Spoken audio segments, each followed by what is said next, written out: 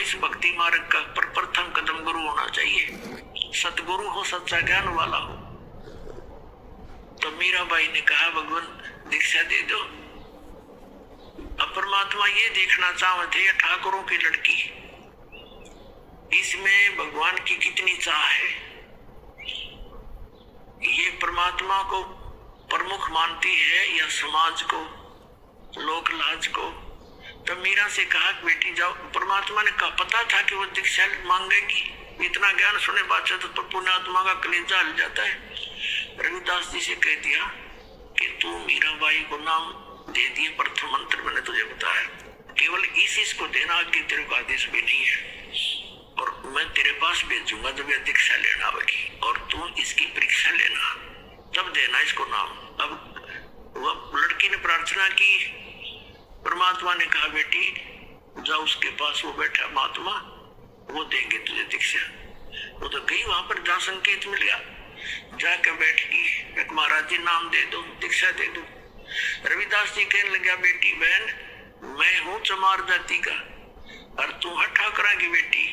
गुरु से नाम लेने के बाद जितने लोग जाके यूं कहेंगे तूने किसने नाम ले लिया है, चमार पर नाम ले लिया, इज्जत का नाश हो गया, और जब तेरे मन में दोष आ गया भक्ति खत्म हो जाएगी तेरी, और लोग तेरी बेइज्जती बहुत करेंगे बेटी, तो कोई और देख ले अपना गुरु। तो मीराबाई ने कहा कि महाराज जी मैं आपकी बेटी, आप मेरे पिता, बाढ़ में जाए संसार, मैंने नाम दे दो, मैं पीछा छुटवाना चाहती हूँ। तो रविदास जी ने दीक्षा दे दी। अपने आत्माओं भक्तों के लक्षण ये होते हैं, वो लोक लाज नहीं करते। कभी परमात्मा की वाणी में भी गरीबदास साहिब बताते हैं, लोक लाज ना कीजिए निर्भय हो रहिए, और यो मन चावे राम को तो दासा तन करिए।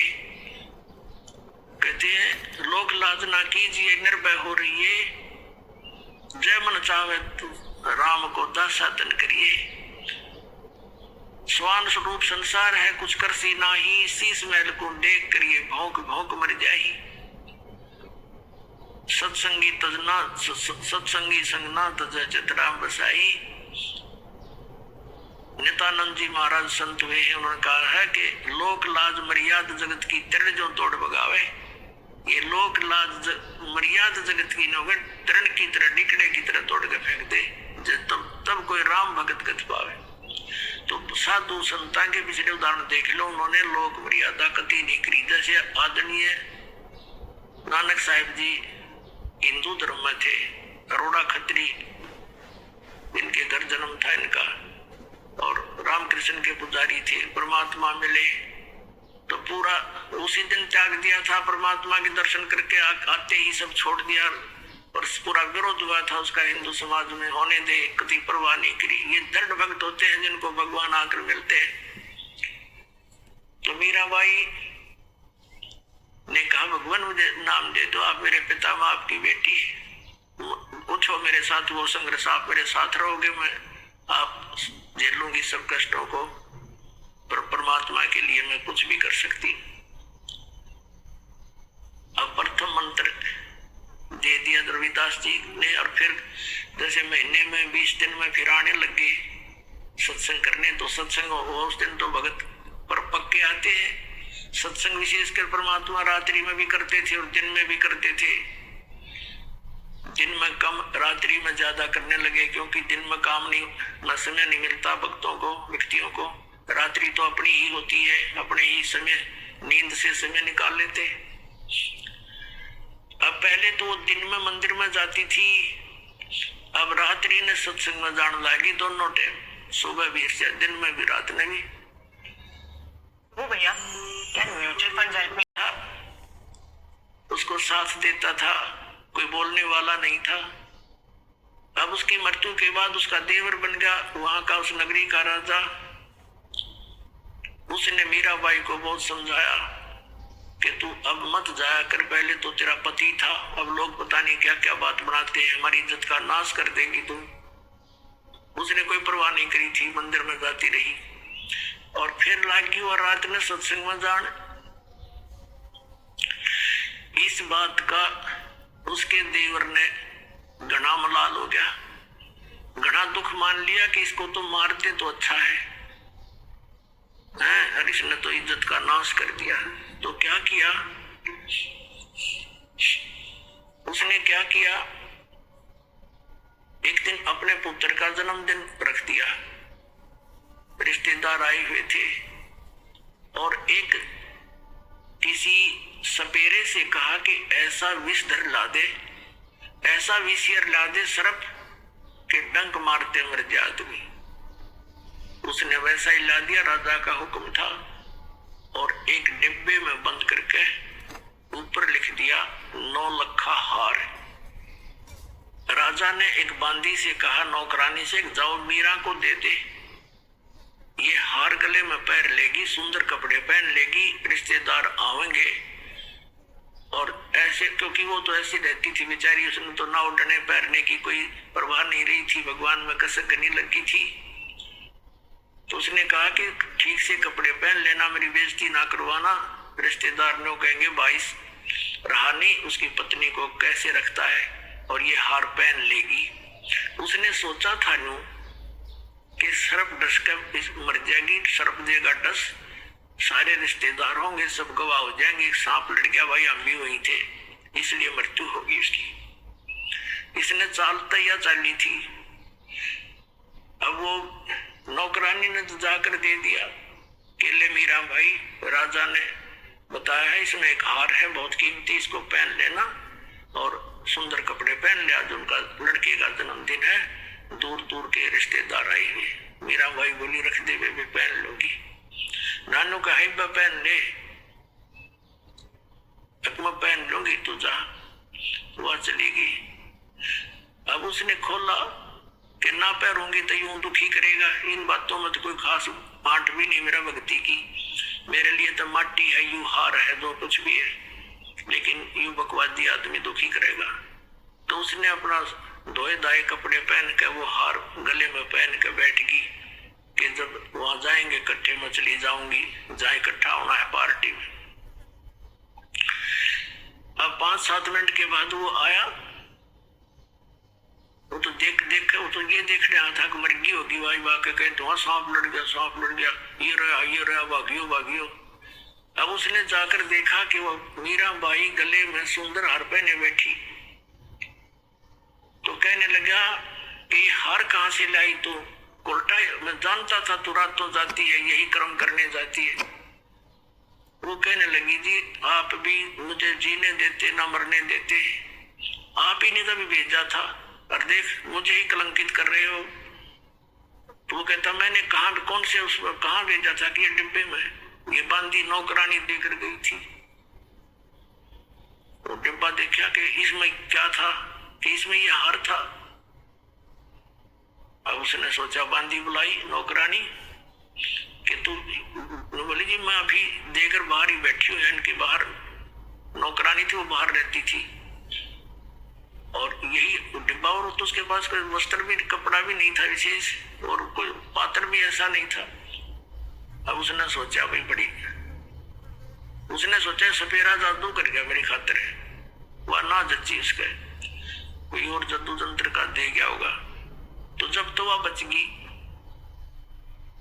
एक दिन उसने क्या किया कि एक सर्प से विष मंगवाया, विष डालकर एक प्याले से, उन्हें सोचा या मरती नहीं, मानती नहीं, इज्जत का नाश कर दिया, जिसको जहर से मार देते। उसको कहा विष, साथ गया तलवार लेकर कि जहर पी ले, ये विष है इसके अंदर, या तो इसको पी लेना, तेरी गर्दन काटूंगा। तलवार लेकर खड़ा हो गया। तो मीरा बाई ने सोचा मारना तो इसने है ही, तलवार से तो दर्द होगा, विष पे लेती हूँ, आराम से मर जाऊंगी। करके मालिक को याद, और विष पे की सारा। वो देखा खड़ा खड़ा नो का नो चेहरा, आध घंटे तक बाट देखी दुश्मन ने, वो मरी नहीं, वापस आ गया या वासा होकर। तो परमात्मा कहते हैं मीरा बाई को मारन लागे जहर का प्याला प्यारे, पीवत ही अमृत हो लाग्या, हो गया सर्द ही यारे। मन तू पावेगा अपना किया रे, भोगेगा अपना किया रे। भक्ति के अंदर ऐसी शक्ति है, पुण्यात्माओं विश्वास करना इस मालिक पर। ये कथाएं सुना करते थे हम, कथा नहीं थी, सच्ची बातें हैं। कहा तो विष ने मारना था, कहते हैं पीवत ही अमृत हो गया, और हो गया शरद ही यारे। कहा तो विष ने बेचैनी पैदा करनी थी, और कहते हैं ठंडक सी होगी उस बेटी की अंतःकरण में। अब उसने सोचा भाई ना तो या मारे तो मरती उसके देवर ने, अब इसका के इलाज करो। इसने तो हमारा बट्ठा बैठा दिया इज्जत का। उसने उसकी माँ बुला ली, मीराबाई की उससे कहा कि मौसी तू समझा दे इसने। और माँ की बात बेटी मान लिया करती है, तो माँ ने बहुत समझाया, बेटी देख इधर उधर जाती है, हमारी तकरार होती है, तो अपनी भक्ति यहाँ कर ले। और वहां सौ प्रकार से उसने जैसे तैसे माँ बेटी को समझाती है, अपने सारे तंत्र मंत्र कर दिए, पर वह ना मानी।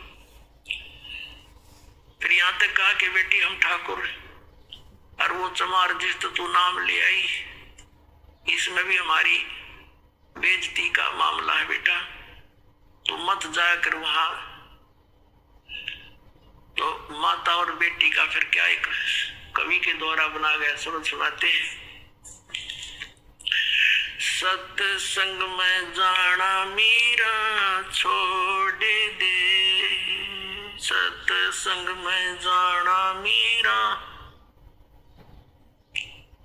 आए मारी लोग करे तकरार। सत्संग में जाना मीरा छोड़ दे, आए मारी लोग करे तकरार। सत्संग में जाना मीरा छोड़ दे, सत्संग में जाना मीरा छोड़ दे, आए मारी लोग करे तकरार। सत्संग में जाना मीरा छोड़ दे, सत्संग में जाना मेरा ना छूटेरी। सत्संग में जाना मेरा ना छूटेरी, आरी चाहे जड़ के मरो संसार।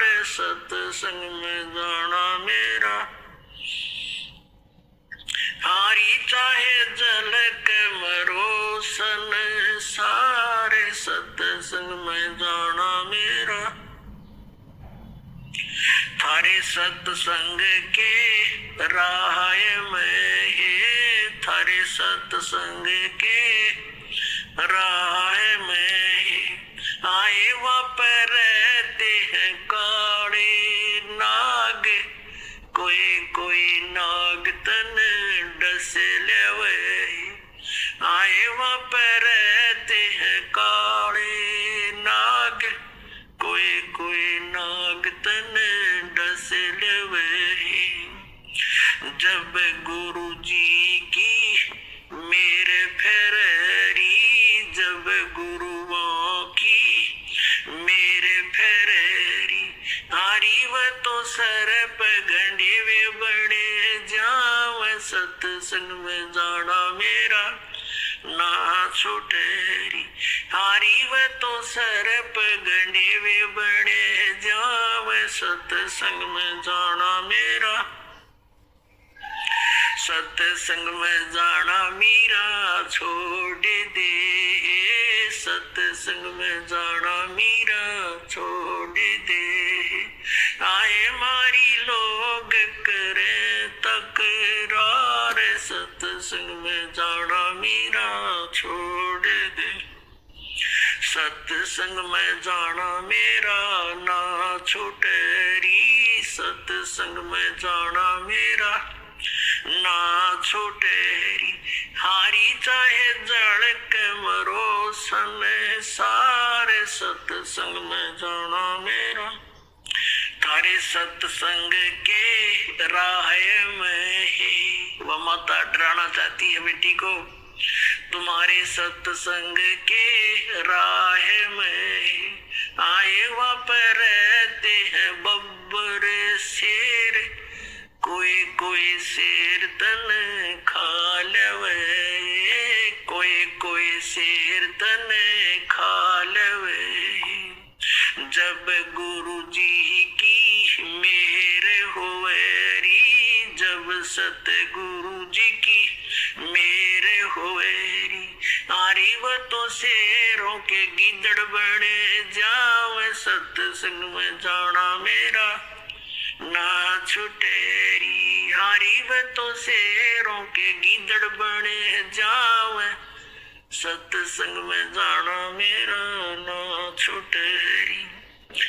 तुम थारे सत्संग के बीच में है, थारे सत्संग के बीच में आए वहाँ पर रहते हैं साधु संत, कोई कोई संत तन ले रमे।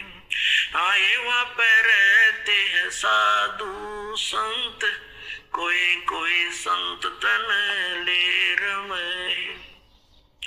तेरे री मन में माता पाप हैरी, तेरे री मन में माता पाप हैरी, वो संत मेरे माँ बाप हैरी, वो संत मेरे माँ बाप हैरी। हारी वे तो कर देंगे बेड़ा पार, सत्संग में जाना मेरा ना छूटे। हारी वे तो कर देंगे बेड़ा पार, सत्संग में जाना मेरा ना छूटे। सत्संग में जाना मेरा छोड़ दे, सत्संग में जाना मेरा छोड़ दे। हाय मारी लोग करे तकरार, सत्संग में जाना मेरा छोड़ दे, सत्संग में जाना मेरा ना छोटेरी, सत्संग में जाना मेरा ना छोटेरी। हारी चाहे जड़ के मरो संसार, सत्संग में जाना मेरा ना छूटेरी। वो तो जाते चमारे है, वो तो जाते चमारे है, इसमें हमारी आर है, इसमें हमारी आर है। तेरे री लिख माता चमार हैरी, तेरे लिख माता चमार हैरी।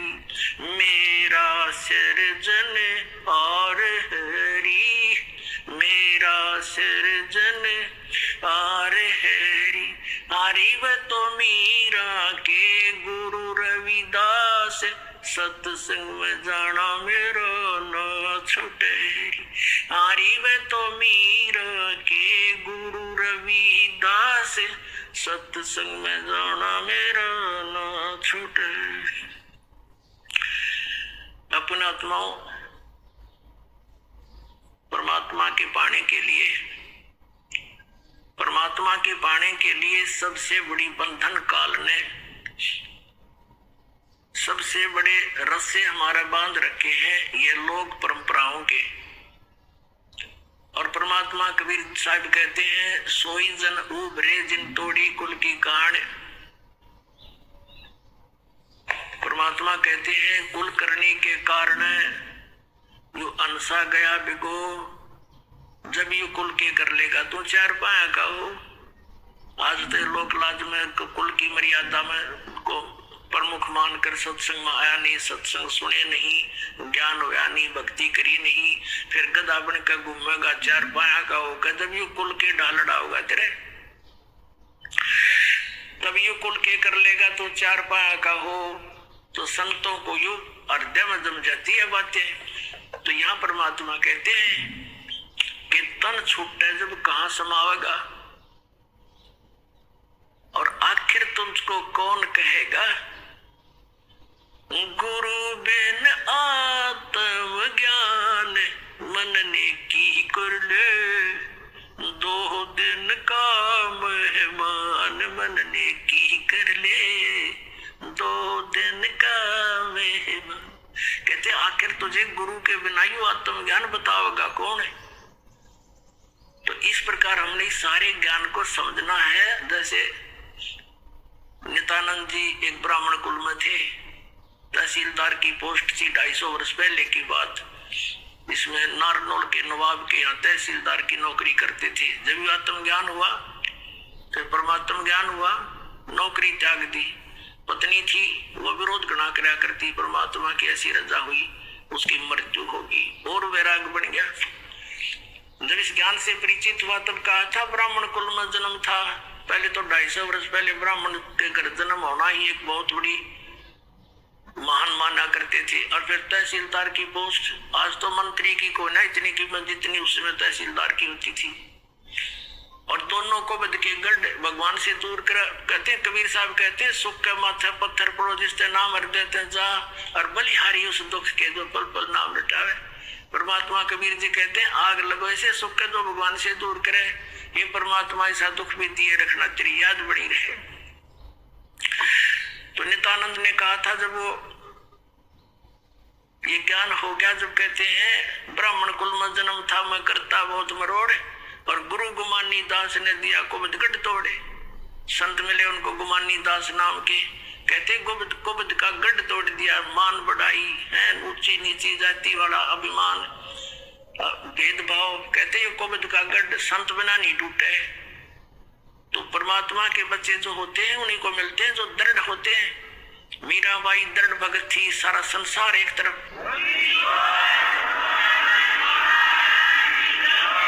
अपने आत्माओं मीराबाई ने देखा है रोज बकवाद करता है, ये कभी मारने की चेष्टा करता, घर त्याग कर चली गई, वृंदावन में रहने लगी।